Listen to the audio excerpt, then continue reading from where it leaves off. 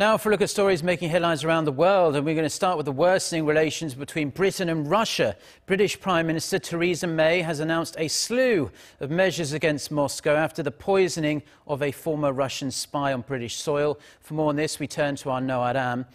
So Aram, if you wouldn't mind, please run us through the latest developments. Yes, Mark. May had warned of punitive measures if Moscow did not explain how a Soviet-era nerve agent was used to poison a former Russian double agent and his daughter in Salisbury. Russia had until Tuesday midnight UK time to respond, but it refused. This sparked May to act, and she told Parliament on Wednesday that London would expel 23 Russian diplomats.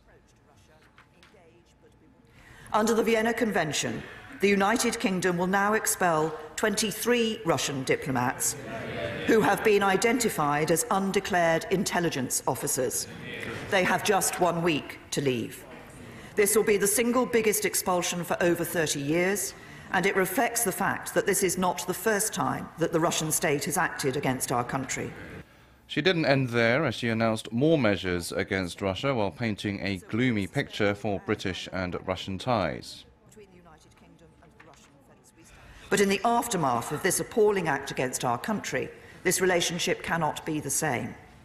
So we will suspend all planned high-level bilateral contacts between the United Kingdom and the Russian Federation. This includes revoking the invitation to Foreign Minister Lavrov to pay a reciprocal visit to the UK, and confirming there will be no attendance by ministers or indeed members of the royal family at this summer's World Cup in Russia. Russia has repeatedly denied involvement, and Moscow's foreign ministry said it would swiftly retaliate against the British measures. It said they had been undertaken for what it called short-sighted political ends. At the UN Security Council, the Russian ambassador to the UN again denied Russian involvement and demanded the UK to provide material proof in accordance with international law. Meanwhile, many of Britain's allies have shown their support for London, with the EU and the United States, among others, expressing solidarity.